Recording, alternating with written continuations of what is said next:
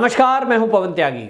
ममता बनर्जी ने कहा कि मैं देश को पाकिस्तान बनने नहीं दूंगी क्योंकि भाजपा धर्म की राजनीति करती है। मैं मस्जिद गई तो वहां भी दिक्कत है, मैं गुरुद्वारा गई तो उससे भी दिक्कत है, क्योंकि भारतीय जनता पार्टी जो है धर्म में बांटने पर विश्वास रखती है। लेकिन मैं इस भारत को पाकिस्तान नहीं बनने दूंगी और हम नहीं चाहते कि भारत में एक और तालिबान शासित देश बने।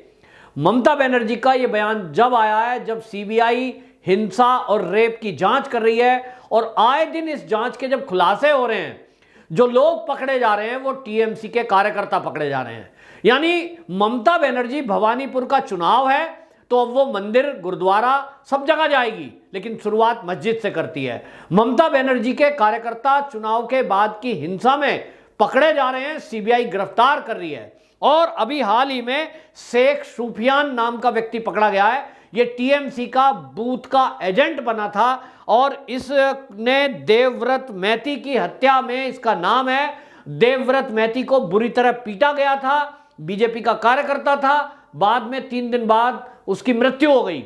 अब सीबीआई ने इसको जांच के लिए बुलाया है और सवाल यह है कि अभी तक जितनी सीबीआई की तरफ से एफआईआर हुई हैं, जो उसने चार्जशीट पेश की है, एफआईआर में जो नाम खुले हैं वो टीएमसी के लोग हैं, टीएमसी के कार्यकर्ता हैं। और जो महिलाओं के साथ रेप हुए हैं उसमें भी टीएमसी के कार्यकर्ताओं के नाम हैं। यहां तक कि टीएमसी के विधायकों के ऊपर आरोप है कि वो जो भीड़ थी, जो मॉब था, महिलाओं के साथ रेप हो रहे थे, वो भीड़ का संचालन टीएमसी के विधायक कर रहे थे। ये आरोप सीबीआई के पास जो एप्लीकेशन आई है उसमें लगाए गए हैं। तो ममता बनर्जी कहती है कि वो पाकिस्तान नहीं बनने देंगी, वो पश्चिम बंगाल में एक और तालिबान नहीं बनने देंगी, तालिबान शासित देश नहीं बनने देंगी। तो तालिबान तो बना दिया। अफगानिस्तान में तालिबानी क्या कर रहे हैं? वो यही कर रहे हैं, महिलाओं को मार रहे हैं, कोड़े मार रहे हैं। हालांकि वो महिलाओं को केवल कोड़े मार रहे हैं, रेप की घटना की सुनवाई नहीं है। लेकिन पश्चिम बंगाल के अंदर तो ऐसी माताएं बहनें सामने आई, उन्होंने एप्लीकेशन दी, यहां तक कि कोर्ट में गई, उन्होंने कहा कि हमारे साथ रेप हुआ है और सामूहिक रेप हुआ है। ये घटना अफगानिस्तान के अंदर सुनने को नहीं मिली कि तालिबानियों ने इस तरह का कोई काम किया हो। यानी पश्चिम बंगाल में जो हुआ वो अफगानिस्तान से भी भयंकर हुआ।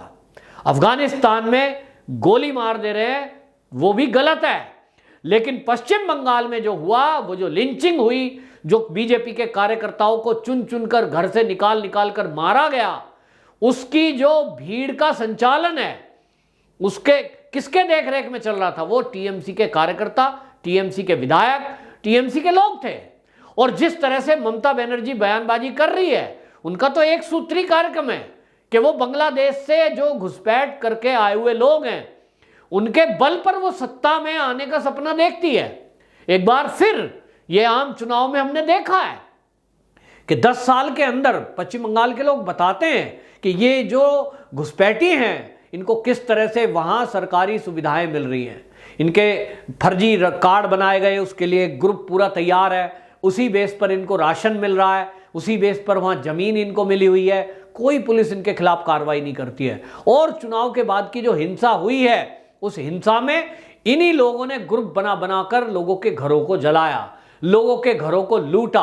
और किन लोगों को लूटा? जिन्होंने बीजेपी की सपोर्ट की थी या बीजेपी को वोट की थी या बीजेपी के कार्यकर्ता थे।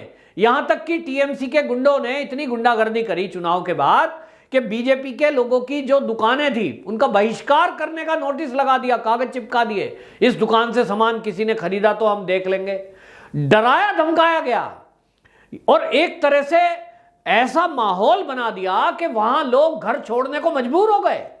तो भारत के अंदर अगर कहीं अफगानिस्तान बना हुआ है तो वो पश्चिम बंगाल है। पश्चिम बंगाल में चुनाव के बाद जो हिंसा हुई है उसके कारण लाखों लोग घर छोड़ के जाने को मजबूर हुए, जो आज भी लौटकर वापस नहीं आए।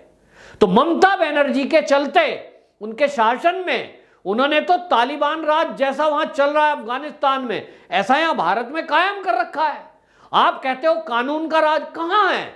जब थाने में एफआईआर दर्ज नहीं होगी, पुलिस सुनवाई नहीं करेगी, पुलिस रक्षा नहीं करेगी, यहां तक कि एनएचआरसी की टीम जाती है, उसके ऊपर हमला होने की कोशिश होती है, अल्पसंख्यक आयोग की टीम गई, उसको घेर कर सुरक्षा बलों के ऊपर पथराव कर दिया जाता है, तो ये क्या है? ये आजाद भारत में कहीं भारत के कानून से देश चलने वाली बात है, प्रदेश चलने वाली बात है? आप कैसी बात ममता बनर्जी कर रही हैं, पाकिस्तान नहीं बनने दूंगी? अरे तुम्हारी क्या चलती है? और जहां तक है अभी ये तो प्रधानमंत्री बनने का सपना देख रही हैं। जो लोग कांग्रेसी भी अभी ये सोच रहे थे कि राहुल गांधी को वो बड़ा चेहरा बनाकर और पेश करेंगे और कोई जो है ये गठबंधन बन जाएगा, और ममता बनर्जी ने तो साफ कह दिया कांग्रेस में कोई आदमी नहीं है जो पीएम का चेहरा हो। यानी ममता बनर्जी पीएम का चेहरा बनकर विपक्ष की लीडर बनना चाहती है, और इसलिए इस तरह की बयानबाजी कर रही है कि देश को पाकिस्तान नहीं बनने दूंगी। देश को पाकिस्तान बनने नहीं दोगी, एक तरफ बयान करती हो, लेकिन दूसरी तरफ आप तुष्टीकरण करती हो, मस्जिद से अपने चुनाव की शुरुआत करती हो, रोहिंग्या और बांग्लादेशियों को घुसपैठ कराने में मदद होती है आपकी तरफ से, और जिस तरह के कारनामे हो रहे हैं उस सब कारनामों में लोग त्रस्त हैं। पश्चिम बंगाल के अंदर लोग डरे हुए हैं, बोल नहीं सकता कोई टीएमसी के विरुद्ध, और अगर किसी ने जरा फोन वोन पे भी कुछ मैसेज डाल दिया तो टीएमसी के कार्यकर्ता उसके घर पहुंच जाते हैं, उसको पकड़कर पिटाई करते हैं, फर्जी केस में उसको जेल तक में डाल दिया जाता है। सुनवाई हो कहां रही है? केंद्रीय सुरक्षा बल ना हो तो वहां केवल और केवल रोहिंग्या और बांग्लादेशियों का शासन हो। आज भवानीपुर पर उपचुनाव हो रहा है, चुनाव हैं, लेकिन बमबाजी शुरू हो गई। बीजेपी के सांसद के घर पर 2-2, 3-3 बार बम गिराए गए। ये बमबाजी कौन करता है? ये आतंकवादियों का कल्चर है, तो ये तालिबानियों का कल्चर है। ये ममता बनर्जी के शासन में हो रहा है। क्या ममता बनर्जी ने उन लोगों को पकड़ा?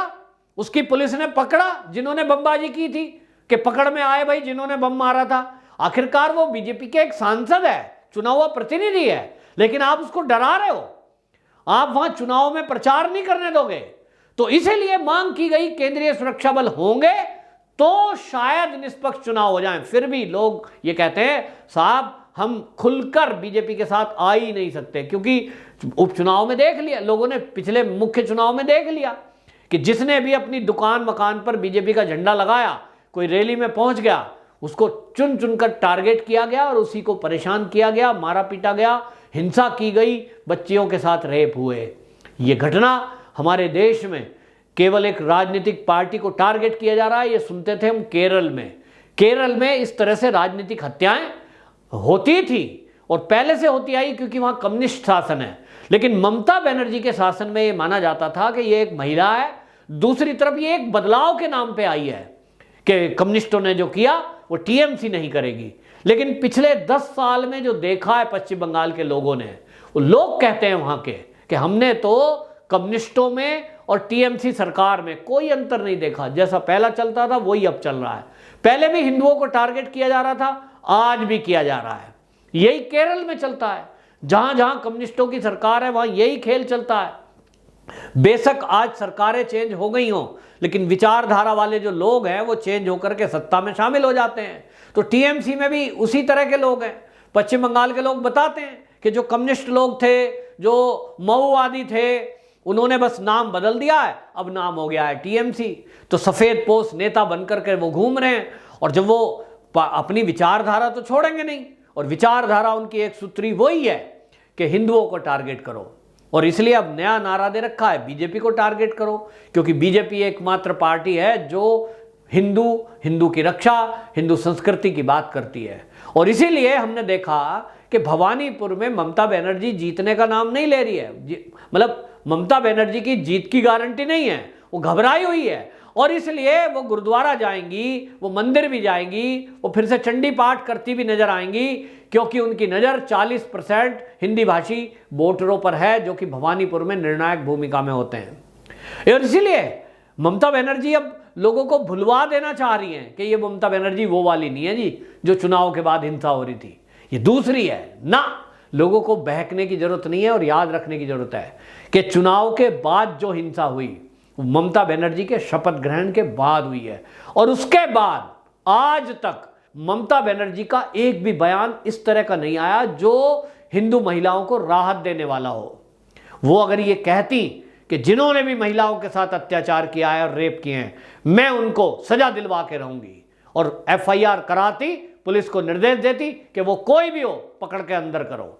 लेकिन नहीं, ममता बनर्जी तो मौन हो गई, और मौन ही नहीं हुई तो हिंसा करने वाले, हत्या करने वाले, बलात्कार करने वालों के पक्ष में खड़ी हो गई।